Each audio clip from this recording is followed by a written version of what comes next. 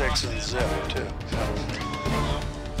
Exactly. It is the top of the 5th inning. Ready to go with Jim Battersby, and it is the top of that 5th inning with the Cougars leading 1-0, and the bottom of the order will be Michelle Cervantes, the designated player, to start things off for Moorpark, who has definitely threatened a couple times, and Cervantes takes one for the team and will head over to first base after being hit by Christina Corsoletti, today's starting pitcher. Again, there have been some free passes, but not too many base hits for this Moorpark team. But again, the last inning started out in fairly dangerous fashion with a walk and then a hit batsman. A couple of batters retired, a walk, and then a long fly ball that was pulled down by Katie Rinder in left field to end the inning.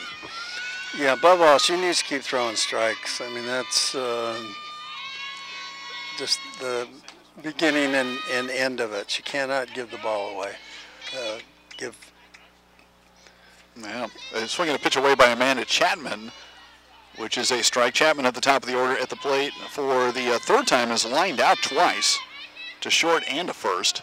Now she's showing bunt, and she will put one down, but it ends up coming back on her and going foul for strike 2.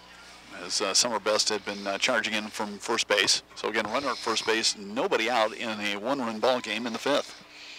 Yeah, this is tight. This is good old-fashioned pitching and defense. Oh, well, that one hit right up the middle. Well, you saw a couple line drives earlier from Chapman. This one is one a little bit lower that just goes right into center field. First hit for Chapman, and 2 runners on, much like their last inning started. 2 runners on with nobody out, and Nicole Checky next up, who had very challenging at bat last time after hitting one on the knee and then also stumbling on a slap attempt. Seems to be okay, has continued behind the plate. Left-handed catcher and good ball player, tough. 2 on with nobody out, and she was going to try and drag one. Did not connect, strike 1. Corners charging. Shortstop covering third and second baseman covering first. So there a lot of movement there. A lot of holes. We're tracking the action for you. This bunt is going to come for the first base line. Best on over to Singh, who is trying to cover over at second base and throw a little bit high. And Checky, knee seems okay. Good hustle down the line, is going to be safe over at first base. And we have the bases loaded and nobody out, as Cervantes, who was hit by a pitch, is now over at third. Chapman with her base hit over at second, and Checky safe at first has loaded things up with nobody out for the number 3 hitter, and that is third baseman Heaven Silvera. Matsutani made a nice leap to keep that from going down the right field line. Saved a run. And that is a strike number 13, on the outside. So Silveria walked on a full count last inning and also grounded out to second to end the first inning. 0-1 pitch, and she's going to hit this right over to third, and it's going to go home for the force. So on that very quickly was Courtney Bragg sent it home to Mackenzie Brewster. So the force gets that first down. Silvera will be safe over at first on the fielder's choice, but you have a 5-2 put out over at first base. Chapman over at third, and now Checky at second. One down though, but a double play can get the Cougars out of this. Definitely, the runner on third base hesitated a little bit too. She was not off on contact, and that made the play easy. The throw was a little wide. Good play by Brewster. Marty Lewis is grounded out to second, been hit by a pitch, sends this high into the screen behind her for strike 1. Yeah, we're in the meat of their lineup, it looks like. Yeah, number 4 hitter up right now. Bases loaded. This is what you want if you're the visiting Moorpark Raiders. And they are the visiting Moorpark Raiders. They are, and they will be all day. 0-1 pitch outside, and the count of 1-1. A reminder that today's broadcast is brought to you by the Associated Students of Cuesta College. The ACC reminds Cuesta students that you can purchase a student ID card that also features discounts from local merchants. Rather numerous that we will mention after this pitch. 1-1 is outside 2-1, and those merchants include the likes of Subway, Boo Records, Via Automotive, Chili's, and much, much more. So you really kind of run the gamut on all those various deals. And if you're a student, believe me, deals are incredibly important. For more info, go to room 5300. That's right over there next to the bookstore. a place that if you're a Cuestaño, you're likely highly familiar with. 2-1 pitch, and on the inside, Gorsoletti able to pull out strike 2 there. I actually patronized Subway today. That was my luncheon meal on the way over to the ballpark. Oh, very nice. Good as usual. A fine sponsor of many things Cuesta. 2-2 pitch, slap foul. And nearly a good play by Coach Fox over in the third base coach's box. So it stays 2-2, 1 out, bases loaded. It's still Cuesta hanging on to that 1-0 lead. And Gorsoletti, with the help of her defense, has been able to get out of a couple jams already, but finds herself in possibly the biggest right here in the 5th. Yeah, might have a good opportunity for a double play, or if she hits a ground ball. Probably not the fastest gal on 2-2 to Lewis is going to lift that into center field, and that's going to drop for a base hit, and we've got a tie ball game at 1 apiece. That came in front of Gorman, who seemed to get a pretty good jump on it, but it just dropped down in front of her for that RBI single by Marty Lewis. And with that, Amanda Chapman goes across the score. Checky's over third, Silveris at second. Top of the 5th, we're tied at 1. Yeah, just kind of reached out and guided that ball into right center field. Taylor Cartwright, the shortstop, has walked and gotten as far as third, and also chopped back to the pitcher. First pitch is a ball, 1-0.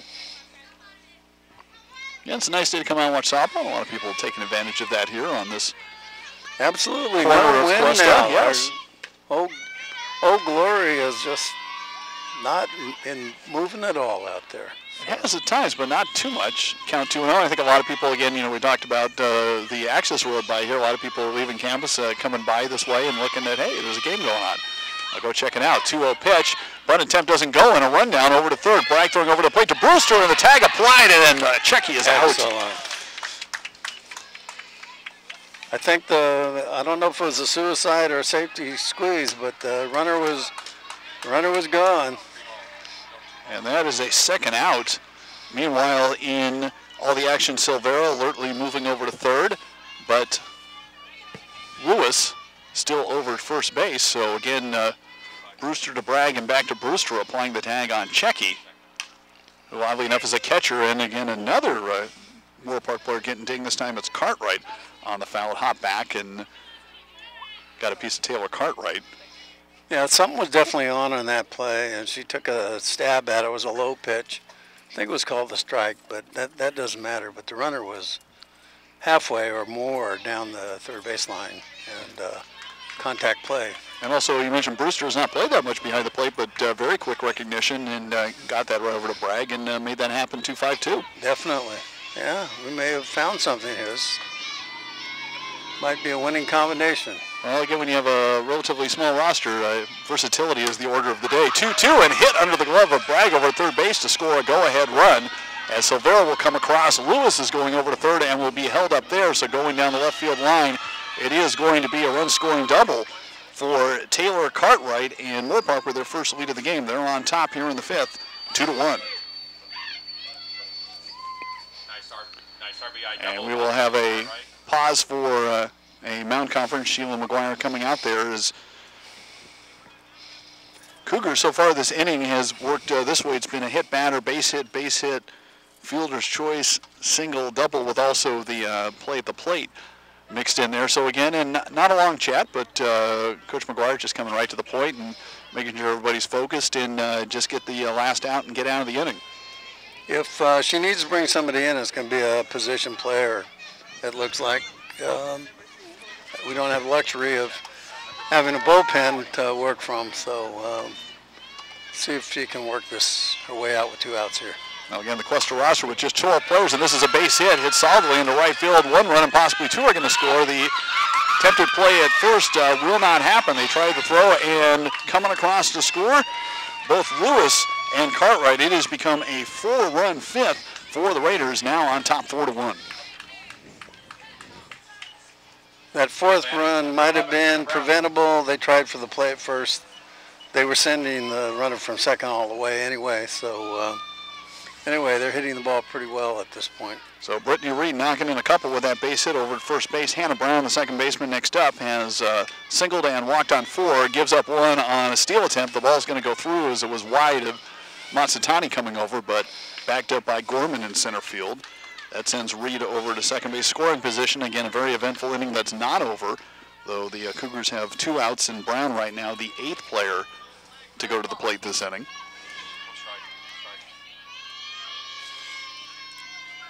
Well, this inning they've taken advantage of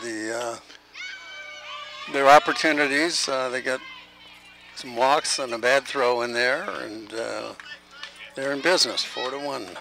Corselletti ringing up the second strike, 0-2 to Hannah Brown. Again, Reed over at second after that 2-run single. 4-1 game, swing and a miss, strike 3, but damage has been done in this inning as the Raiders come up with 4 runs, and they do it on a total of 5 hits. They were also aided by a hit batsman. So after 4.5 innings of play, it is a whole different ball game now with the 4 runs. Moorpark leading Cuesta 4-1, and we will be back with the bottom of the 5th inning after this short commercial break.